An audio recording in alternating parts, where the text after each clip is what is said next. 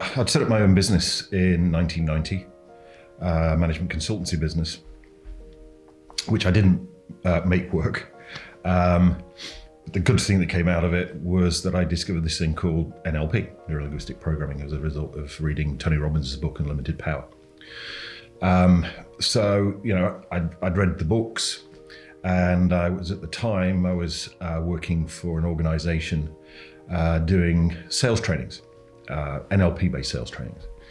And I thought, this is going really well. I guess if this is what I'm going to do, I better get properly trained. So I looked around the UK. There was a number of NLP companies, not as many as there are today, but none of them I didn't really click with any of them. They were a little bit more kind of like counseling based rather than the Robbins kind of like success philosophy kind of thing. So in May 1993, I decided I was going to go to California and do my practitioner training with Dr. Tad James. That experience wasn't what I was expecting. It blew me away.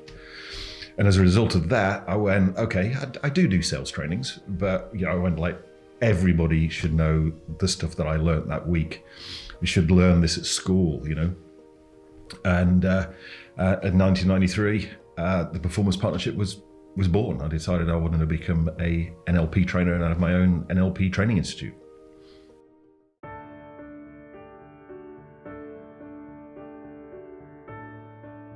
I was excited. I was nervous too. I mean, people sometimes go, "Wow, what a brave move," and really, it wasn't bravery. I think it was just innocence. It wasn't that I was excited. It wasn't that I was scared. I was just went, okay. I just went for it. Didn't really think of any potential repercussions. The majority of people thought I was mad, crazy, One, crazy for running my own business after having a very successful career in the city, which I gave up. People thought that was a crazy move. But then to do this, what was then considered this weird thing called neuro-linguistic programming. I mean, a lot of people think it's weird today, but 28 years ago, it was way out there. And so people thought, it's never going to fly. It's not going to work. When I first did practitioner training, I thought my destiny, if you like, was to do, world-class NLP sales trainings. So that's what I was looking for. The program that I did also included timeline therapy. I thought, I don't need therapy, but it's included in the price. And it also included hypnosis, which for me at the time was kind of like Paul McKenna thing. I thought, well, I can't see myself doing that, but it's included in the price, so that's okay. Did I learn what I needed to learn to be able to do NLP-based sales trainings? Then the answer to that question is yes. But then personally, what I experienced as a result of doing timeline therapy and what I experienced as a result of doing hypnotherapy or hypnosis just blew the doors off of that expectation. So I didn't go in with those expectations. So I guess really my expectations, I didn't know at the time, but my expectations were pretty low. And the doors were blown off of my expectations because I didn't even know that kind of stuff was possible. But as a result of that went like, okay, this is what I really want to do.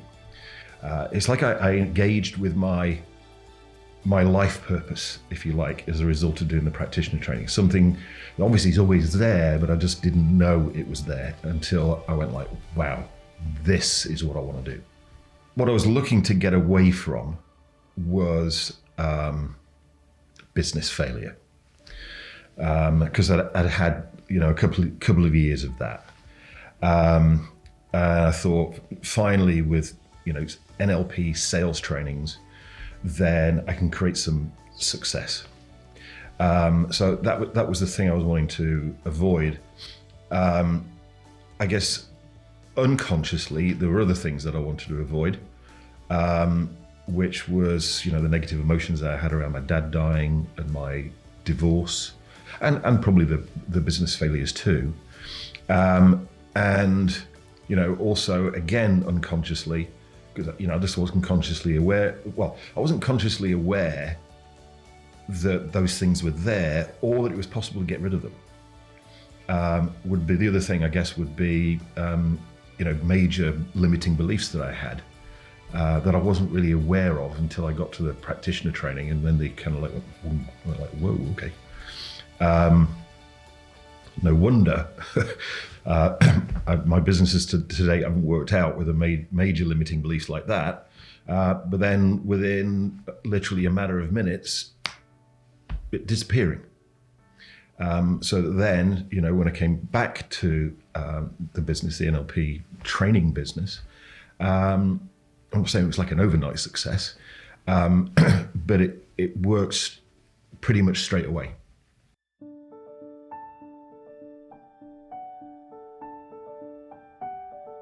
The first thing really was that, one is I came back as a practitioner, but to do what I wanted to do, I needed to be a trainer of NLP, which meant I needed to do master practitioner and I needed to do trainer's training. So the first thing I needed to do was to make money to be able to pay for me to do master practitioner and trainer's training.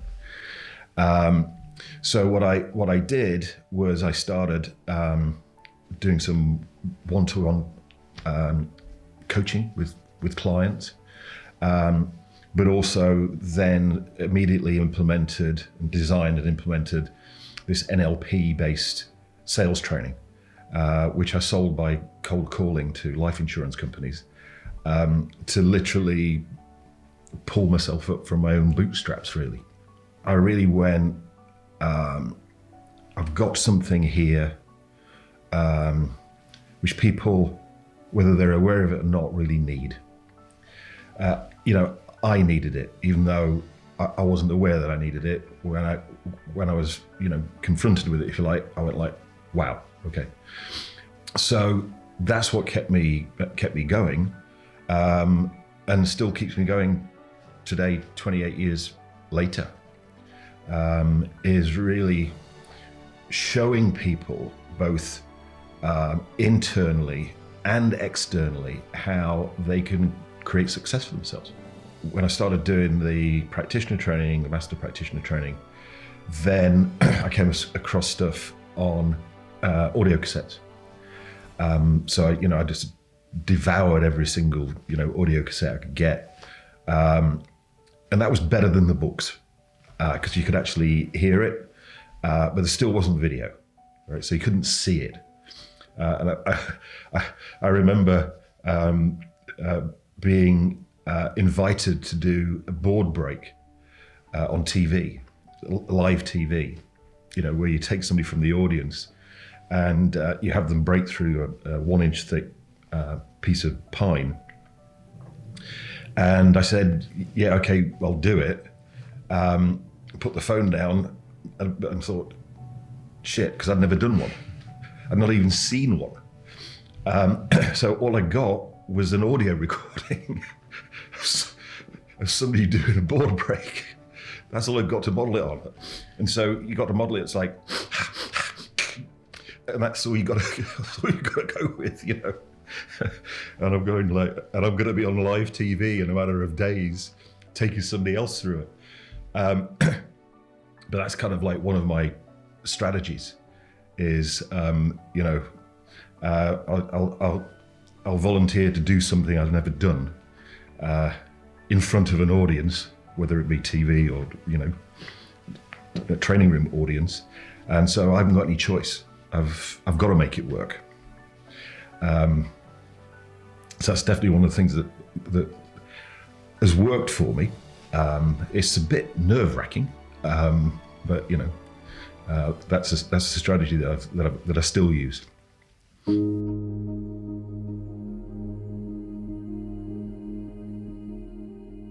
I think the big turning point really was when I became a certified trainer of NLP, which happened in early 1994. And then, running my first practitioner training, which was an 18-day training at the time. And I got seven people, 7 guys, all men, 7 blokes, on this 18-day practitioner training. And obviously, I'd never done one before. I'd got the practitioner training on cassette that I could listen to and model, if you like, but then actually doing it in the flesh with real people was a big turning point. Getting the first office, when I could actually afford to have an office and not run it from a bedsit, that was a big turning point. I remember it was above a car hire place, and the guy who ran the car hire place is still a very, very dear friend of mine, Richard. And he got an office upstairs above the car dealership, and I think it was £350 or £400 a month for this office, which seemed like a lot of money, but it was a big step. And then starting to recruit staff, some of which worked, some of which didn't. Even with the help of NLP, I still made some mistakes. Then, as it was growing, and this turned out to be a mistake, didn't know at the time, was that, we were using hotels. And I was looking at how much money I was spending on hotels, and I thought we could have our own training venue. So I went for that. I got, 5,000 square foot in Chiswick High Road. And so our office was there, had our own training room, it was all set up, it was designed specifically for doing NLP training. And then it didn't work out for a number of bizarre reasons, like the company who moved in next door being a 24-hour porn channel. And the models, etc., were wandering around the venue, which some of our students liked and some of them didn't. So we decided to move out of there and go back to hotels again. But these are things that happen.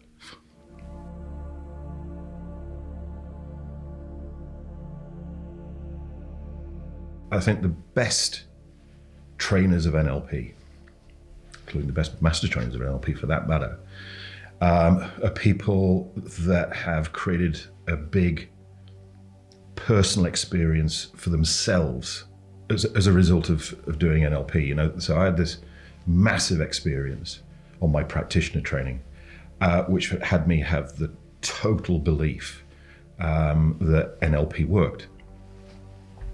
And then as a result of having that experience, that then gives you the drive and the passion to enable other people to have that. Then I think the other thing is, like I've said, taking risks.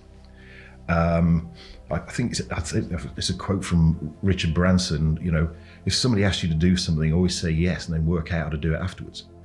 And I've done that a lot over the 28 years, and that's a real key to success. I think the other thing from being a trainer of NLP is, there are some people who are trainers of NLP, and all they do with NLP is train practitioners and master practitioners of NLP. Whereas right from the start, what we've done is private clients, coaching clients, therapy clients, breakthrough session clients, corporate clients. So that then when we're teaching people NLP, now 28 years later, we've got this huge database, if you like, of case studies, of not theoretical case studies, of actual case studies. Like this is how We work with this particular sales team and this particular company and work with their top salespeople, and on average got a 50% increase in their sales. And this is the company, this is what we did, and this was the result. And I think that's a really important attribute for people who are going to be successful trainers of NLP. I think that you can be, well, like anything, you can have successful trainers of NLP and unsuccessful trainers of NLP. On our trainers training and our master trainer program, our goal is to enable people to become successful trainers of NLP, not just hold a certificate.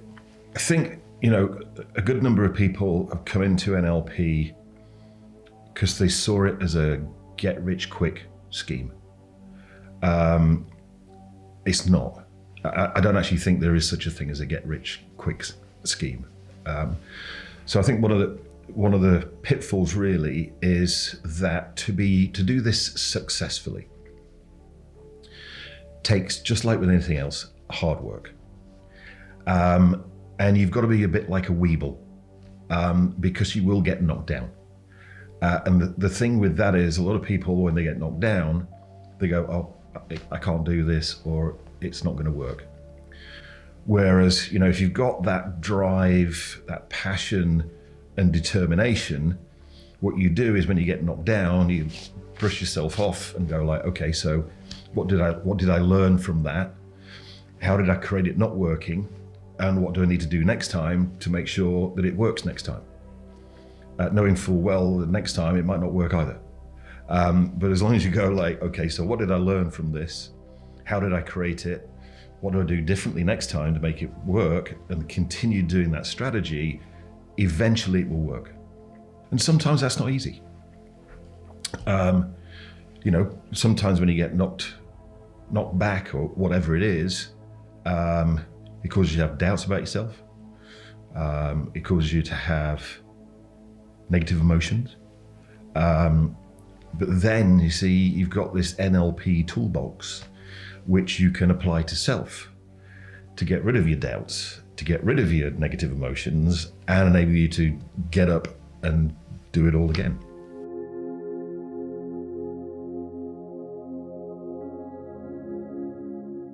Well, it's kind of indescribable, really, because, the life that I have now, I didn't set as a goal back in 1993, because I didn't even know it was possible, really. So it's been a progression. Kind of like, oh, okay. So if I can do that, then what's next? What's next? So over the years, my goals have progressively got bigger and bigger and bigger and bigger.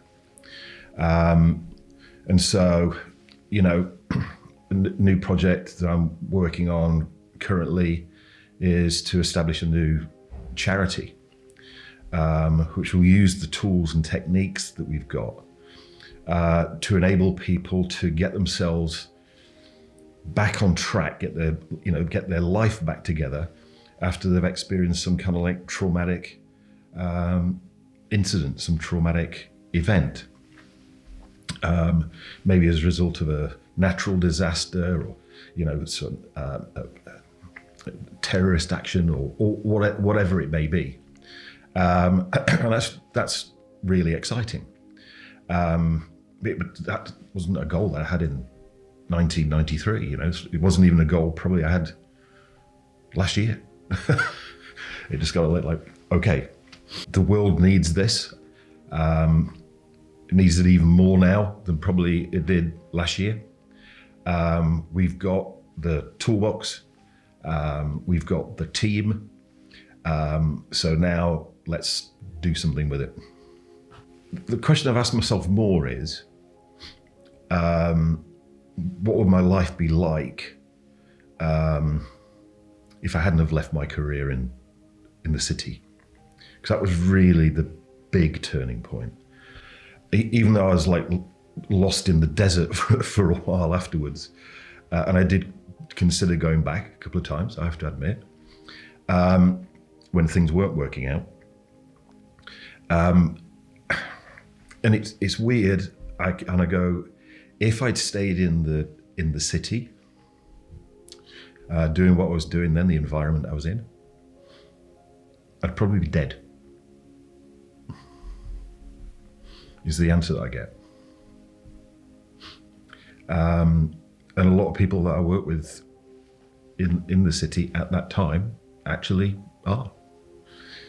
It was the lifestyle. It was the environment. It was very work hard, play hard, and so.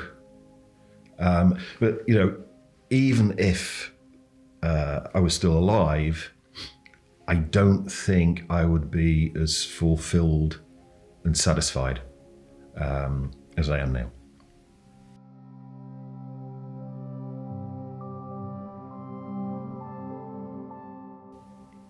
Discovering, firstly NLP, but then discovering timeline therapy, discovering hypnosis and hypnotherapy, and what was really possible with those, and then also discovering Huna. Those are the things I've been.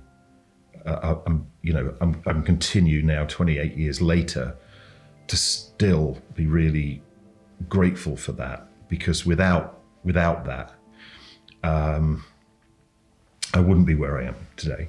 I think the other thing as well is that I had a great trainer, coach, and mentor in Dr. Tad James, and really he kind of like took me under his wing.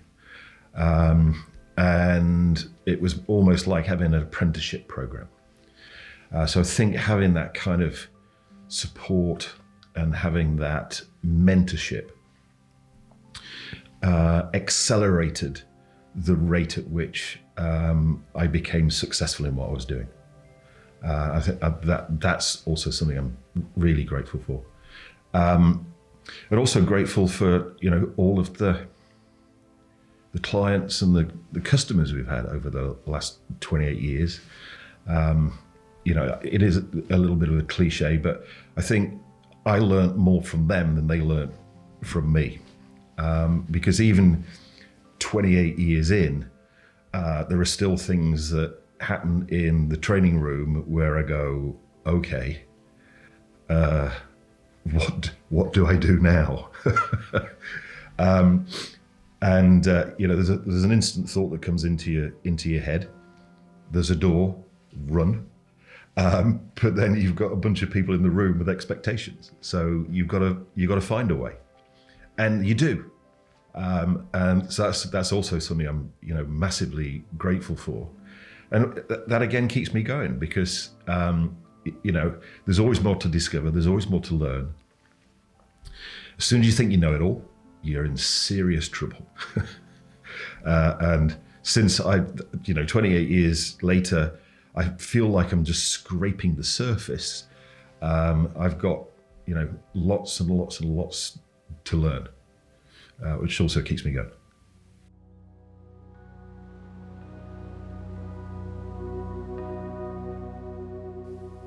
Well, I think the important thing is, what's your why?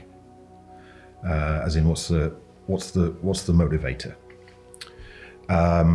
Then what is it that you're going to offer people? Because what I see a lot of people do is they go, okay, I'm going to be a coach. I'm going to do therapy. I'm going to do training. And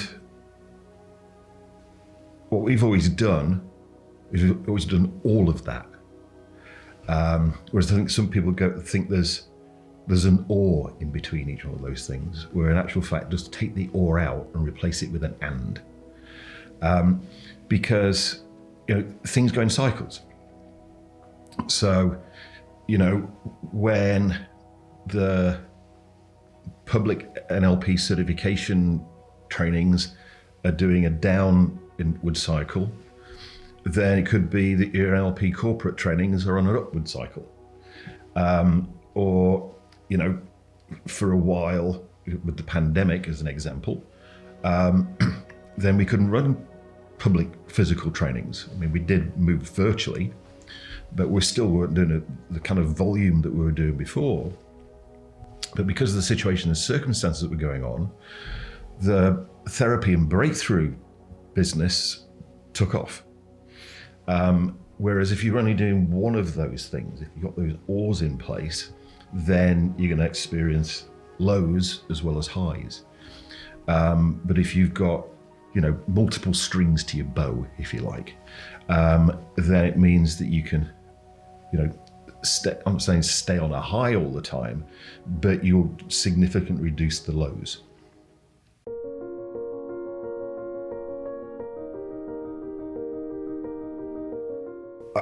I would say the best thing to do would be for us to have a chat over a consultation call, really, so that we can find out exactly where you want to be, but also, as importantly, where you are right now. Because, I've had my personal journey, and that might not necessarily be everybody's journey. So, you're starting out here, you want to be here, what's the best route to take? How much time and money can you invest to get there? Which aren't things I don't think that people are necessarily going to get from looking at a website or any of those kind of things. I think it's best that we have a conversation. Obviously a conversation it's obviously without any commitment at the end. I think the other thing that's important as well is that there's not only a connection, there's a chemistry, I think, which again, we can find out whether it's going to be a good fit for us to work together. I think that's an important thing, which comes from personal contact, I think.